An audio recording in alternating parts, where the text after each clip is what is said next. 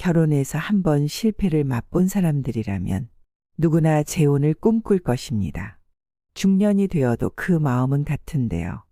친구들과 함께 있어도 자식들과 함께 살아도 여전히 문득 외롭다는 감정이 밀려드는 것은 어쩔 수 없어서라고 합니다.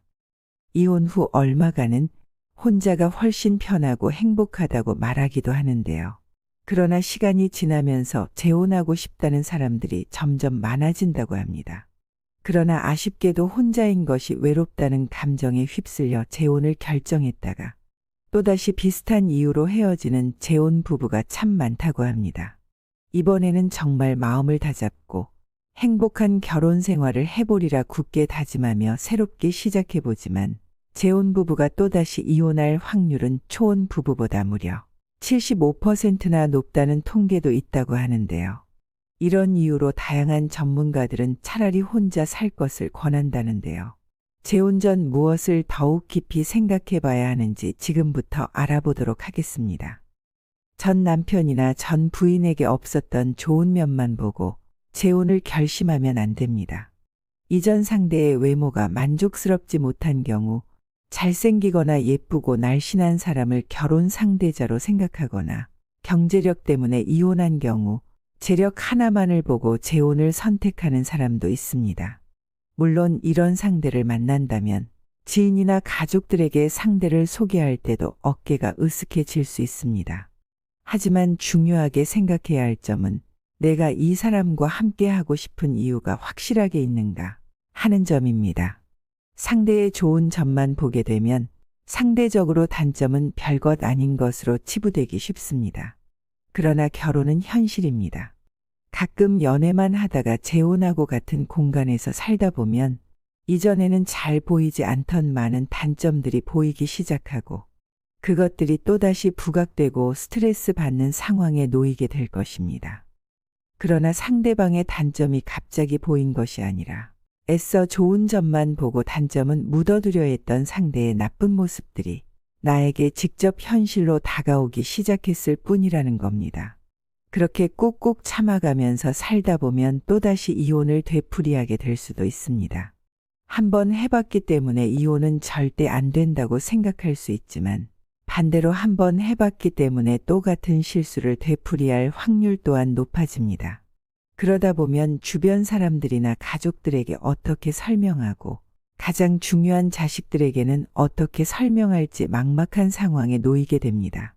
그래서 좋은 사람을 만난다고 하더라도 재혼을 급하게 결정하기보다 차라리 친구처럼 가깝게 지내는 것이 더 나을 수도 있습니다.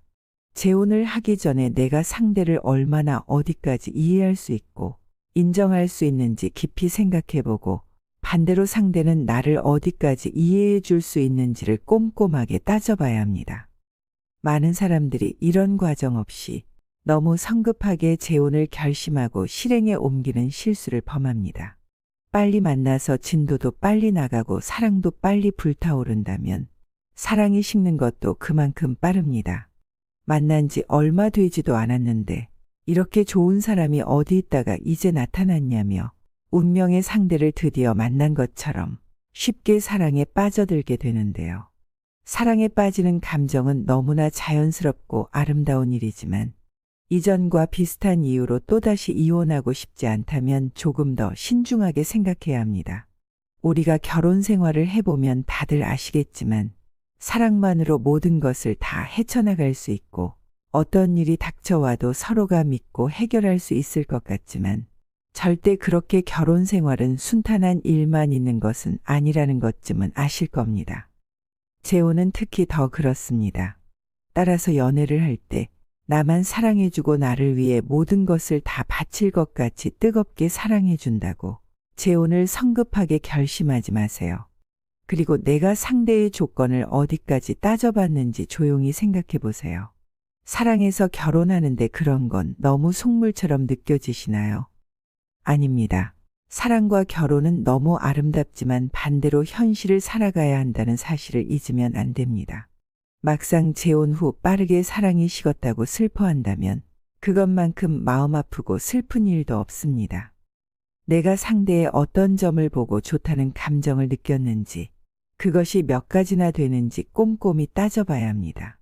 상대를 좋아하는 이유가 많으면 많을수록 좋습니다. 그러나 지금 너무 외로운데 나를 챙겨주고 사랑해준다는 이유만으로 재혼을 결심한다면 너무 위험할 수 있습니다. 내 자식들에게 어떻게 대하는지, 시부모님들은 나를 어떻게 대해주시는지, 상대의 자녀들은 나를 어떻게 생각하는지, 그 외에도 현실적으로 따져봐야 할 일들이 엄청나게 많습니다. 사랑 하나로 모든 문제가 해결될 것이라는 생각은 아예 처음부터 하지 않는 것이 좋습니다. 이혼하고 혼자 살아가는 것을 사회나 주변 사람들이 어떻게 생각하는지 그러한 시선을 받는 것을 너무 두려워하면 안 됩니다. 혼자 있는 것을 너무 두려워하지 마세요. 재혼 후 알고 보니 내가 알던 사람과 다른 것 같다거나 사기를 당한 것 같은 기분으로 참고 살아가야 한다면 그것은 혼자 사는 것보다 몇 배는 더 고통스럽고 힘든 일이 될 것입니다. 요즘에는 혼자서도 할 수 있는 것들이 참 많습니다. 또한 예전만큼 이혼 후 혼자 사는 것을 이상하게 생각하거나 쳐다보는 사람도 많이 없습니다. 연애를 하지 말라는 것은 아닙니다.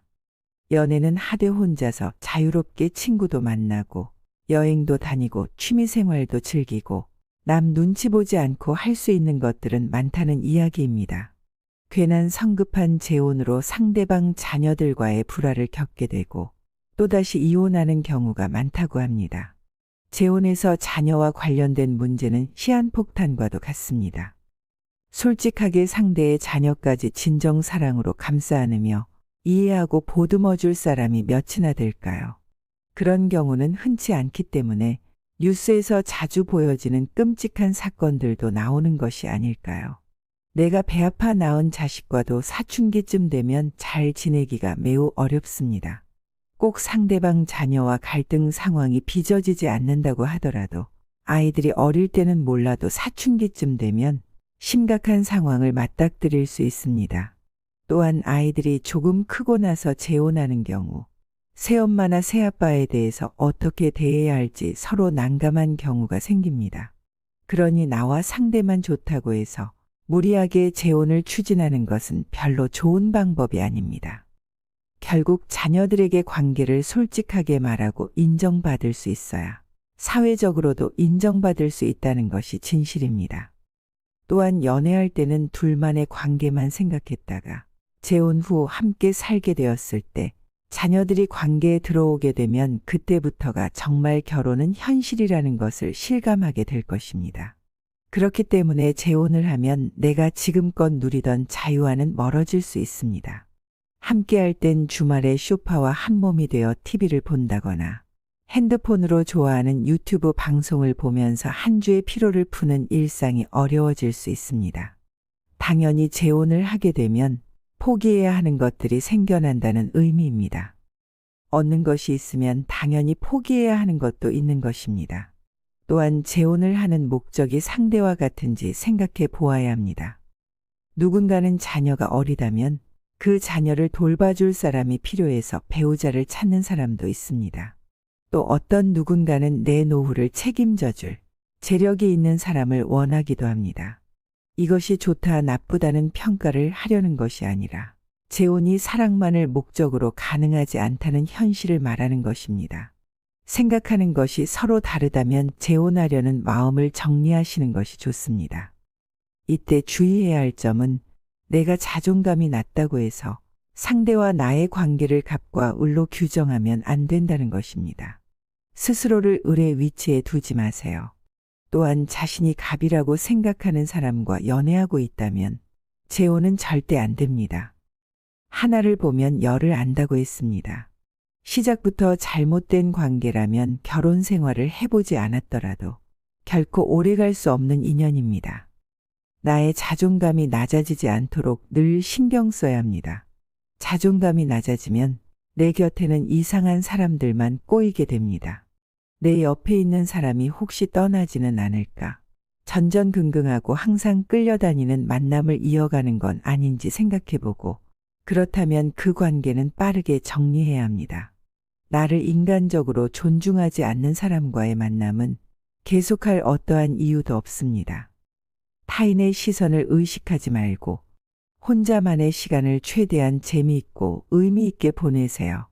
그 시간들이 앞으로 남은 인생에 큰 빛이 되어 자존감을 올려줄 것이며 때가 되면 그 격에 맞는 좋은 짝도 자연스럽게 만나게 될 것입니다. 혼자가 된 많은 중년들이 인생을 살아보니 단점도 물론 있지만 장점도 많다고 말합니다. 어떤 사람은 현재 자신의 삶을 이제서야 내 길이 보인다, 꽃길을 걷고 있다, 지금처럼 행복한 시간은 없었다고 말하기도 합니다. 적당하게 일도 하고 취미도 찾아 즐기고 좋아하는 공부도 하고 건강을 위해 운동도 하면서 즐겁게 지낸다는 것입니다. 그러면서도 가끔은 밖에서 이성 친구도 만나서 데이트도 하고 식사도 하고 영화도 보고 여행도 함께 가기도 한다는데요.